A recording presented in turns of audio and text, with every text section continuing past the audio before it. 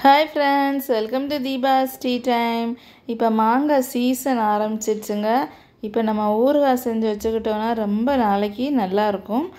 சாப்பிட்றதுக்கு ரொம்ப டேஸ்ட்டாக சூப்பராக இருக்குது. வாங்க நம்ம எப்படி செய்யலான்னு பார்க்கலாம். அதுக்காக நான் நல்லா 3 பெரிய மாங்காய் வாங்கி வச்சுருக்கிறேன். லைட்டாக புளிப்பாக இருக்கிற மாங்காய் தான் இதுக்கு வாங்கணும்.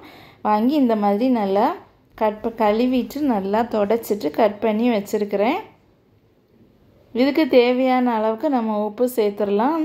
இந்த மாங்காய் ரொம்ப நாள் இருக்கும், அதனால நம்ம கொஞ்சம் உப்பு தூக்கலாக தான் போடணும். இதோட புளிப்பு இறங்கும்போது அந்த உப்பும் சரியாக இருக்கணும். அதுக்காக நம்ம இப்போ கொஞ்சம் தூக்கலாக போட்டுட்டு நல்லா மிக்ஸ் பண்ணி விட்டுடலாம்.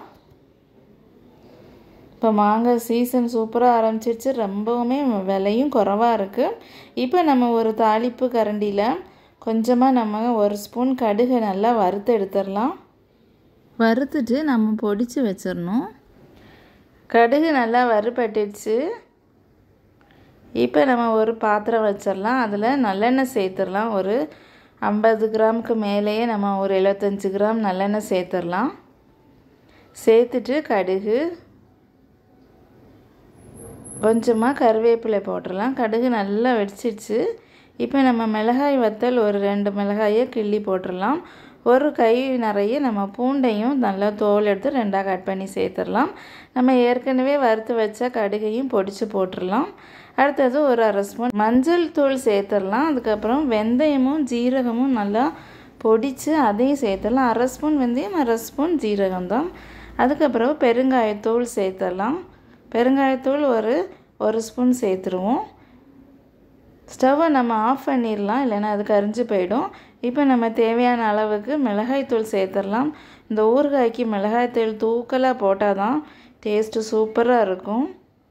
நான் ஒரு 3 மாங்காய்க்கு ஒரு 50 கிராம் மிளகாய்த்தூள் சேர்த்துருக்குறேன். சேர்த்துட்டு நல்லா மிக்ஸ் பண்ணி விட்ருவோம்.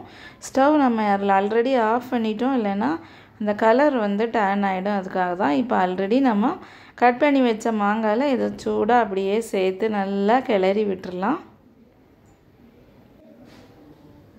நல்லா மிக்ஸ் பண்ணி விட்டுருவோம். ரொம்ப டேஸ்ட்டாக இருக்குங்க. உங்களுக்கு தயிர் சாதம், ரசம் எல்லாத்துக்குமே நல்ல பர்ஃபெக்ட் மேட்சாக இருக்கும். ஏன் நம்ம பிரியாணிக்கு கூட நம்ம இதை சைடாக வச்சு சாப்பிட்லாம். அவ்வளோ டேஸ்ட்டாக சூப்பராக இருக்கும். உங்களுக்கு காரம் இன்னும் வேணும்னா இன்னும் கொஞ்சம் கூடவே நம்ம சேர்த்துக்கலாம். இந்த ஊறுகாய் 1 மந்த் ஆனாலும் கெட்டு போகாது. நம்ம நல்ல ஏர்டைட் பாட்டிலில் வச்சுட்டோன்னா அப்படியே இருக்கும். நமக்கு எவ்வளோ தேவையோ அன்னைக்கு நம்ம காலையில் ஒரு பவுலில் எடுத்து வச்சிடலாம்.